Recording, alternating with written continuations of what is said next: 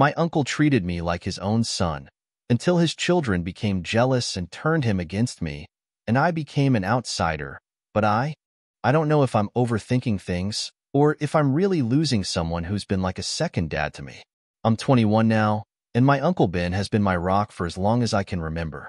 When my dad passed away when I was just 6, Ben stepped up, filling that huge void left in my life. I don't think I could have gotten through my childhood without him. I know it probably sounds weird, but I felt like I was practically a part of his family. Ben's always been a hands-on dad, even with his own kids, James and Sophie. But he somehow always found time for me too. I used to think of him as the kind of dad I'd want to be someday, you know? I'd go over to his house all the time, and he never made me feel like I was intruding. In fact, when things got rough at home, he even offered me a room in his house. I never took him up on it, but just knowing he was there for me meant the world. I didn't think anything could mess up our bond, until recently. See, for a while now, I've been feeling this weird vibe from him, like he's pulling back. I can't quite put my finger on when it started, but it's like he's just not as present. We used to go on these Saturday hikes. Nothing big, just a chance for us to catch up and talk about life.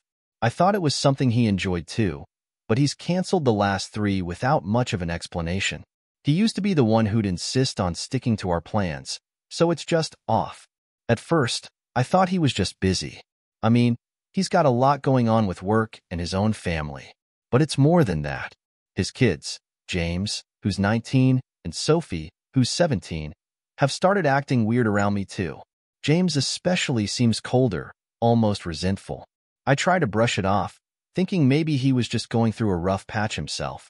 But there's something about the way he looks at me lately that makes me wonder if he's got some grudge I don't know about. Then, there was this one incident that really threw me.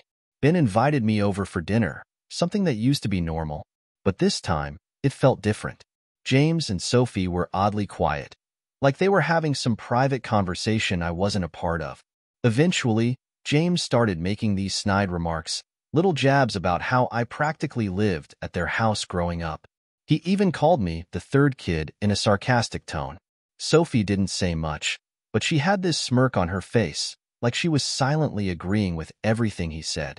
Ben laughed it off, saying, "Oh, come on, we're family," but it didn't feel genuine. I could see something shift in his eyes when James made those comments, something I hadn't seen before. It hurt more than I expected. After dinner, I tried to bring it up with Ben, just casually asking if everything was okay. He brushed it off, saying they were just teasing, but I didn't buy it. This wasn't teasing. It felt like something more. I left that night feeling confused, like I'd somehow become an outsider in the one place I used to feel completely at home. The distance between us only grew from there. I'd text Ben, and he'd take hours, sometimes even days, to reply.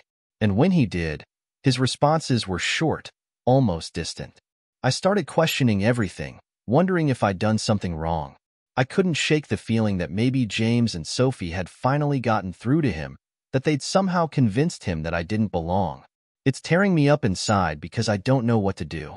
Do I just back off and let them have their dad all to themselves? Or do I fight for the relationship we had? I'm so afraid of pushing him further away, but at the same time, I can't just pretend like I don't care. Ben was the one constant in my life, the one person who never made me feel like a burden. Maybe I should just talk to him directly, lay it all out.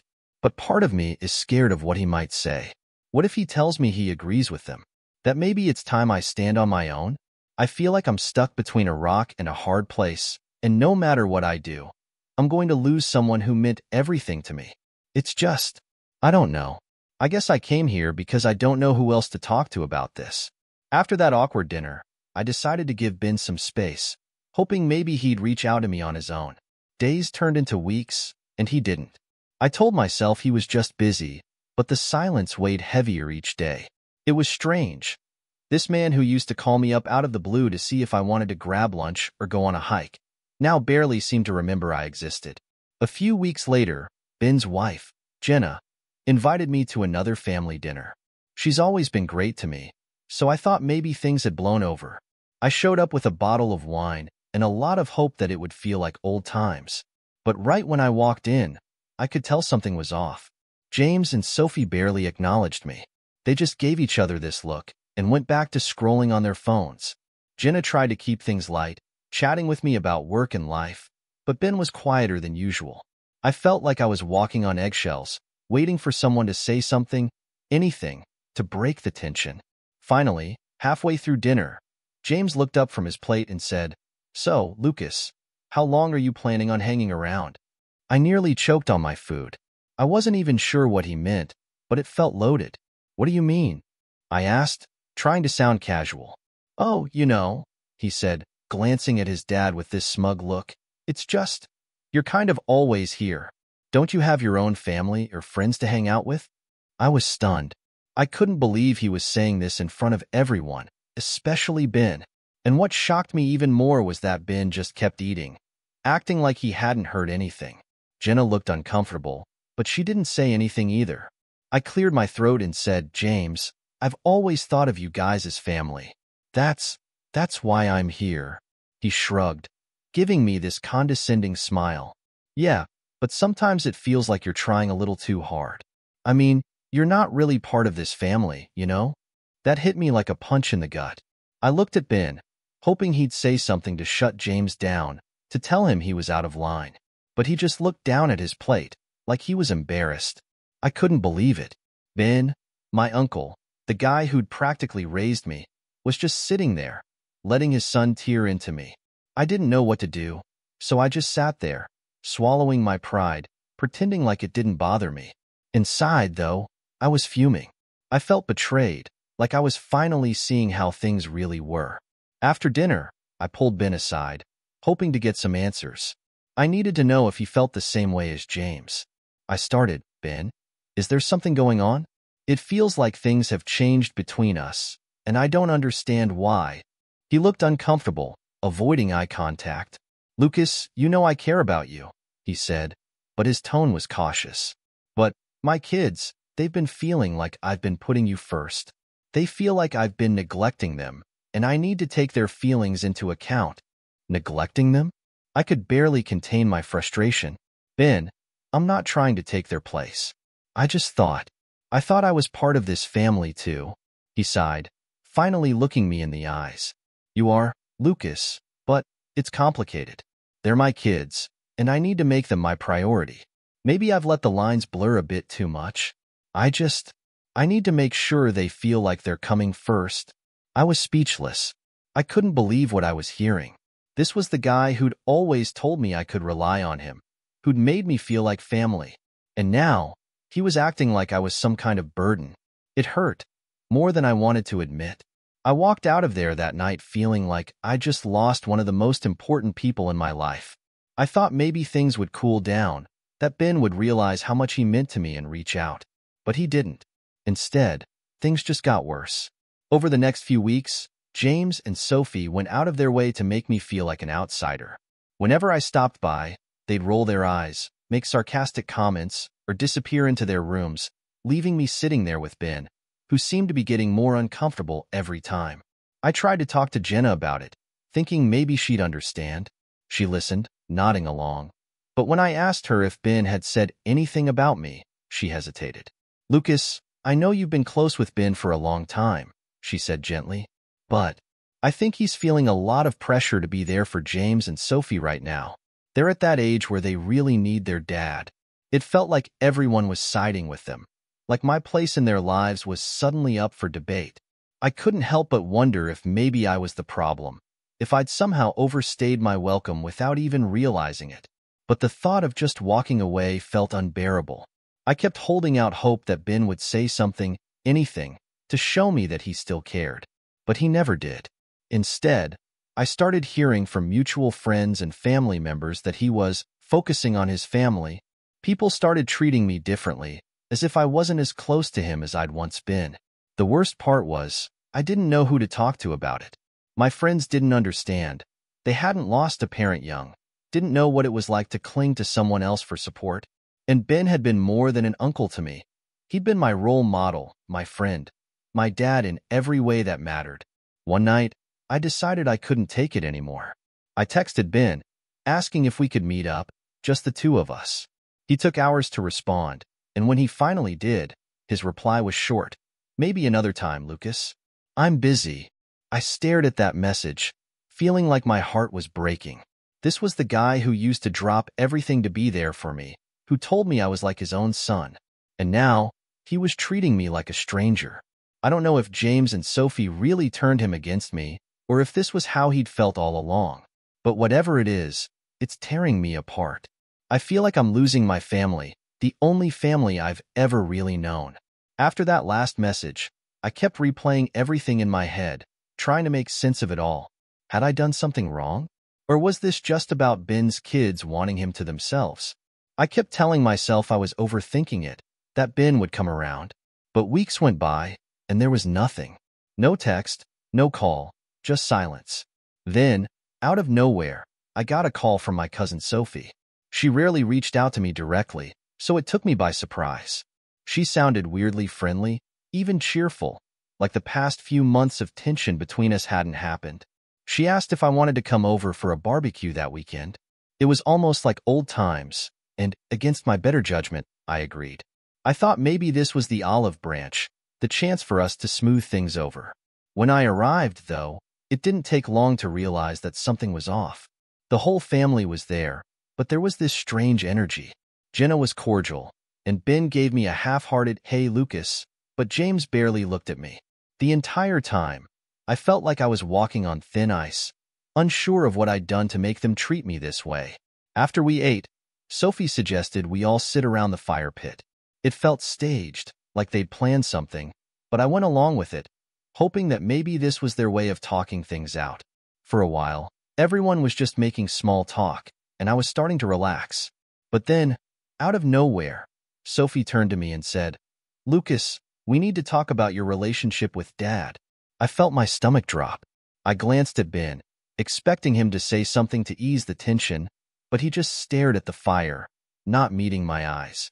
"James and we've talked a lot about this," Sophie continued, her voice unnervingly calm.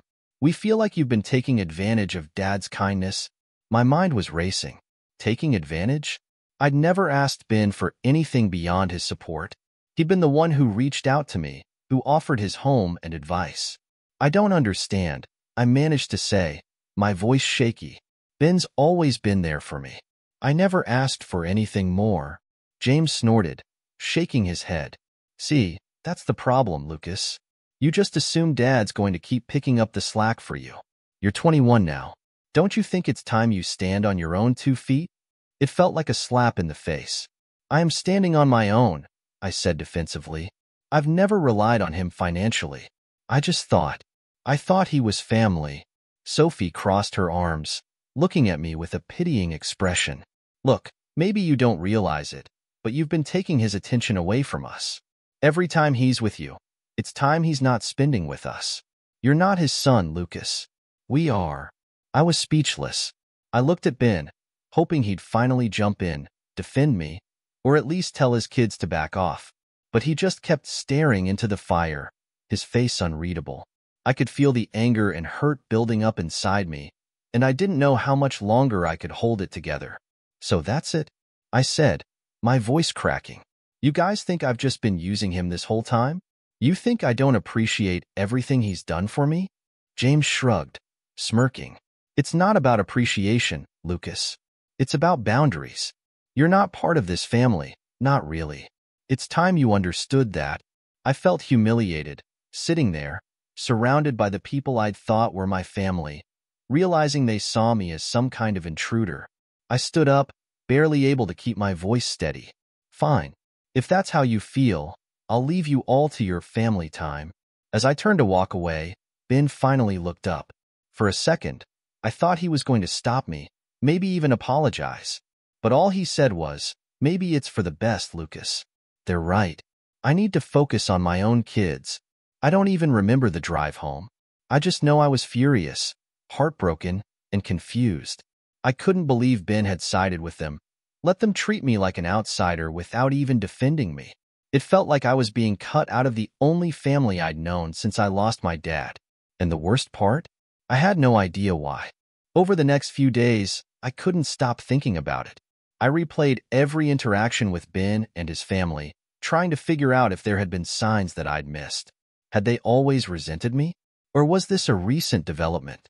The more I thought about it, the more I realized there were small things I'd overlooked. Moments when James or Sophie had made a passing comment, when Ben seemed more distant than usual. Then, a mutual family friend, Maggie, reached out. Maggie had been close to my dad and had always treated me like a nephew. She'd heard about the fallout with Ben's family and wanted to check on me. During our conversation, I let my guard down, spilling everything. How close Ben and I had been, how his kids had turned on me, and how he'd let them. Maggie listened quietly, and then she said something that made my blood run cold. "Lucas, I don't know if you know this, but Ben's always struggled with his relationship with his kids. When you were young, he used to confide in me, saying he felt guilty about not being around enough for them. He was trying to make it up to you, in a way, because he knew he couldn't make it up to them." I couldn't believe it. Suddenly, everything started to make sense. Ben's kids had always felt like he wasn't there enough, that he hadn't been the dad they needed. And here I was, getting the attention they'd been starved for. No wonder they resented me. I'd become the symbol of everything they thought they'd missed out on. But Maggie didn't stop there. She went on, "There was even a time, a few years ago, when he mentioned putting something aside for you financially, like a small trust or something. He felt responsible for you after your dad passed, and he wanted to make sure you'd be okay. He knew it would upset James and Sophie, though, so I don't think he ever followed through with it." Hearing that felt like a punch to the gut. It explained so much, the resentment, the bitterness from James and Sophie. They probably knew, or at least suspected, that Ben had considered helping me out. In their minds, I was competition. They'd been struggling for his attention all along, and when they finally had it, they wanted to make sure I didn't take it back. I didn't know how to feel. On one hand, I understood why they were hurt, but on the other, I couldn't shake the anger and betrayal I felt toward Ben. He was the one who'd made me feel like family, who'd made all those promises, and then abandoned me the second things got complicated. I spent that night lying awake, staring at the ceiling, thinking about how much I'd relied on Ben, how much I'd built my life around this idea of family that was clearly just an illusion. I realized I couldn't keep holding on to the past, hoping Ben would come around. It was time for me to face reality, even if it hurt. In the days after my conversation with Maggie, everything felt hollow. The truth of what she told me, the realization that my connection with Ben had always been tangled in his unresolved guilt and family drama, hit me hard. I had so many questions, but I couldn't bring myself to reach out to him. If he wanted to cut me out, I wouldn't beg for answers. But I wasn't ready to let go either. There had to be more to the story. The thing that gnawed at me the most was that Ben had been considering helping me financially, maybe even setting up a trust. I wondered if that had been the real tipping point, the thing that had finally set James and Sophie against me.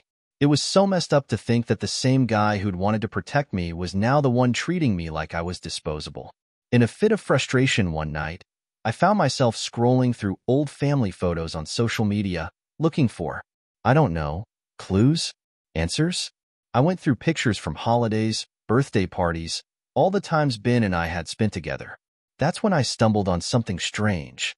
In a photo from last Thanksgiving, there was a man in the background, just barely in the frame. I didn't recognize him, and I couldn't remember seeing him at the dinner. Curiosity got the better of me, so I reached out to Maggie again, asking if she remembered anything unusual about that Thanksgiving. She was quiet for a moment before finally saying, "Oh, that must have been David, Ben's old college friend. He showed up out of the blue after all these years." "David?" I asked, surprised. "I've never heard of him." Maggie hesitated, clearly trying to choose her words carefully. "He and Ben were close when they were young, but there was a falling out. I don't know the details, but I know Ben's kids aren't fond of him. Something about David brings out the worst in Ben." I couldn't get it out of my mind. If David had such a negative effect on Ben, why was he showing up again now? I started digging around, asking some other family friends about David, hoping someone might know more. After a few dead ends, I found out that David and Ben had once gone into business together in their 20s, but something happened. A failed project, a lot of debt, and a bitter fight that ended their friendship. Apparently, Ben had to work twice as hard to recover financially, which took a toll on his family life. The more I learned, the more it started to piece together. Ben's drive to provide for his family was directly tied to this massive failure, one that had left him feeling inadequate, even guilty. And it sounded like he'd never fully dealt with it, never faced how his choices back then affected James and Sophie growing up. Maybe he'd tried to make up for that with me, taking on the role of a second father, giving me the support he wished he could have given them. But now, with David back in his life, those old wounds were being dragged to the surface. Fueled by frustration and curiosity, I decided to confront Ben. I showed up at his house unannounced, something I hadn't done in a long time. When he opened the door, he looked surprised, maybe even a little uncomfortable, but he stepped aside, letting me in. We sat down in his living room, the silence thick and tense. I took a deep breath, trying to keep my voice steady. Ben, I need to know the truth. Why are you cutting me out? And what does David have to do with all this? He looked genuinely shocked that I knew about David, and he took a long, deep breath before finally answering. Lucas, it's complicated. David and I have a history that I'd rather not get into. When he came back into my life, it stirred up a lot of things I thought I'd buried. Mistakes I made, regrets and guilt.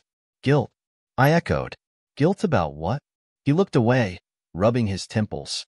My kids, James and Sophie, they were young when I was building my career. I was so focused on providing for them that I missed out on a lot. They grew up feeling like I wasn't there. When I lost my way with David, I threw myself into work even harder. And then you came along, needing someone. I guess I saw an opportunity to be the father figure I hadn't been to my own kids. I stared at him, feeling a strange mixture of anger and sadness. So you're saying I was just some kind of replacement? Ben shook his head, looking hurt. No, Lucas, it wasn't like that. I cared about you. I still do. But now that my kids are grown, they're finally able to tell me how much they resented me for not being there. They feel like I've given you the attention I should have given them, and I don't blame them for feeling that way. I couldn't believe what I was hearing. But Ben, you've been a part of my life since I was a kid. How could you just turn your back on me now because of something from years ago? I thought we were family. His face softened, and for a moment, he looked like the uncle I remembered. Lucas, family is complicated. I don't know if I made the right choice, but I can't undo the past. I'm trying to make things right with my kids, and that means setting boundaries, even if it means hurting people I care about. The words hung in the air, and for the first time, I realized that he truly meant it. He wasn't choosing his kids over me out of spite. He was doing it out of guilt, trying to repair the cracks in his family that I hadn't even known were there. Feeling emotionally exhausted, I left his house, my mind spinning with everything he'd told me. The drive home was a blur, and all I could think about was how I'd been caught in the middle of a family drama that wasn't really mine. I'd always thought Ben was this perfect father figure, but in reality, he was just a man carrying around regrets and mistakes. Over the next few days, I tried to make peace with everything. It was clear that Ben loved his kids, but he'd spent years trying to make up for what he'd lost by investing in me. Maybe it wasn't fair to James and Sophie, but it wasn't fair to me either. And yet, I couldn't bring myself to hate him for it. We were both just caught in the crossfire of his past mistakes. But then, just when I thought things couldn't get any more complicated, I got a message from Jenna. She wanted to talk, and from the way she worded it, I could tell it was serious. I met her at a quiet coffee shop, and she didn't waste any time. Lucas, she began, her expression tense. I know things between you and Ben have been rough, but there's something you need to know about David. I braced myself, my stomach twisting with anxiety. What is it? David. He's been in contact with Ben because he wants to go into business together again. Ben hasn't told anyone, not even the kids, but he's considering it. He thinks this time will be different, that he can balance things out. But if you ask me, he's repeating the same mistakes. And this time, it's not just him who will suffer. James, Sophie, and even you will be affected if things go wrong. I couldn't believe it. After all these years, after everything that had happened, Ben was willing to risk his family again for the same man who'd already caused so much damage. It felt like he was trapped in a cycle, unable to escape his own mistakes. And as much as I cared about him, I knew this was a disaster waiting to happen. Jenna's eyes were pleading. Lucas, I know you feel betrayed, but please, talk to him. You're the only one he might actually listen to. He needs to understand that he's risking everything. Again, I walked out of that coffee shop feeling numb. Jenna was right. Ben needed to hear the truth. But after everything, I didn't know if I had the strength to help him. All I knew was that I had one last chance to make things right, or to finally walk away for good. I spent days wrestling with what Jenna had told me, the weight of it pressing down on me like a storm cloud I couldn't shake. Ben, the man I'd looked up to my whole life, was about to make the same mistake that had nearly torn his family apart once before. And yet, after everything that had happened, I wasn't sure I could be the one to save him from it. I'd been cut out of his life, told to stay in my place, and now, suddenly, I was supposed to step in and stop him? I didn't want to do it. I didn't want to be involved in his mess anymore. But every time I thought about walking away, I remembered the years he'd been there for me, how he'd helped me when I was at my lowest. No matter how hurt I felt, I couldn't ignore that. I owed him one last effort, if only to say that I'd tried. With a sense of dread, I called Ben and asked if we could meet. Surprisingly, he agreed, sounding almost relieved. We decided to meet at a quiet park where we used to go when I was younger, a place filled with memories of happier times. As I waited for him to arrive, I could feel my heart pounding. I wasn't sure how he'd react or if he'd even listen, but I knew this was my last shot to make things right, or to finally let go. When he showed up, he looked worn down, older than I'd ever seen him. For a moment, I felt a pang of sadness, remembering the man he used to be, the man who'd been a hero to me. But I reminded myself of why I was there, and I forced myself to stay strong. "Thanks for meeting me," I began, trying to keep my voice steady. "There's something I need to tell you, and I really need you to listen." Ben nodded, his expression serious. "Of course, Lucas. I'm here." I took a deep breath. "I know about David's offer, and I know you're considering going into business with him again. But Ben, you're making a huge mistake. You already lost so much the last time. Your family suffered because of it. Are you really willing to risk that all over again?" His face tightened, and for a moment, I thought he was going to shut me down. But instead, he sighed, running a hand through his hair.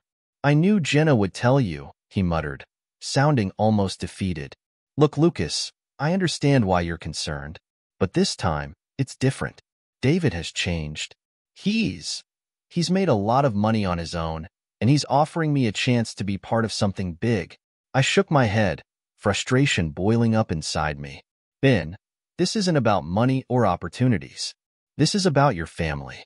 You're risking the trust they have in you. James and Sophie need you to be there for them, not to go chasing old dreams with someone who's already betrayed you once. And after everything that's happened between us, you owe it to them to focus on them." He looked away, clearly torn, but he didn't say anything. I pressed on, feeling the urgency of the moment. "I get it, Ben. You feel guilty for the way things were when James and Sophie were young.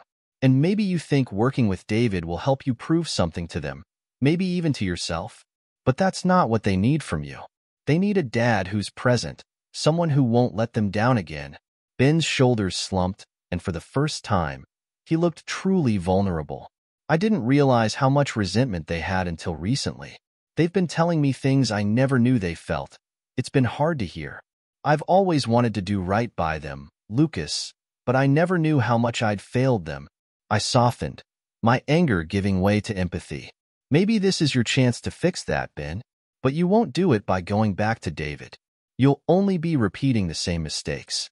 And this time, you'll lose everyone." He looked at me, a flicker of recognition in his eyes. For a moment, I thought he might understand, that he'd finally see how much he had to lose. But then he looked down, and his expression hardened. "Lucas, I appreciate you telling me this, but this is my decision. I have to do what I think is best for my future, and for my family." I felt a surge of frustration and sadness, knowing that I'd done everything I could, but it still wasn't enough. He wasn't going to listen. David's promises, whatever they were, had already gotten to him. I'd lost him, not to his kids, but to his own inability to change. I stood up, feeling a strange sense of finality. "All right, Ben. If this is what you want, then I won't stop you. But just know that I'm done. I've spent my whole life thinking of you as family, thinking you'd always be there. But I can't keep chasing something that's not real. I hope, for your sake, that this works out. But I won't be around to pick up the pieces if it doesn't." Ben looked stunned, like he hadn't expected me to walk away. But I'd reached my breaking point. I couldn't keep sacrificing my own peace for someone who wasn't willing to see how much he'd hurt me. I left him there, sitting alone on that bench, and walked away with a strange sense of relief mixed with heartbreak. In the weeks that followed, I tried to focus on rebuilding my own life. It wasn't easy. I'd spent so much of my life depending on Ben, on that idea of family, that I felt lost without it. But I knew this was the only way forward. I started spending more time with my friends, even took up new hobbies to fill the emptiness that Ben's absence had left. And, slowly, I began to heal. I realized that I didn't need Ben's approval or support to be okay. I could stand on my own, even if it hurt. Family, I'd learned, wasn't always the people you grew up with. Sometimes, it was the people who stuck by you, no matter what. And Ben, despite everything he'd done for me in the past, had chosen his path. I had to choose mine. Months later, I heard through the grapevine that Ben's business venture with David had fallen through. Rumor had it that David had taken off with a large portion of the investment, leaving Ben in a tough spot. I felt a pang of sadness for him, but I also felt free. It wasn't my problem anymore. He'd made his choice, and so had I. For the first time, I didn't feel like I was missing out on a family. I was building one for myself, one made up of people who truly cared about me, without the strings or the drama. And while I'd always be grateful for the role Ben played in my life, I knew now that I didn't need him to move forward. Life has a funny way of teaching you the hard lessons, but in the end, I think I came out stronger. I'll always miss the bond Ben and I shared, but I'm finally okay with letting it go. I'm done fighting for someone who isn't willing to fight for me. And for the first time, I feel ready to live my life on my own terms, no longer defined by the people who let me down.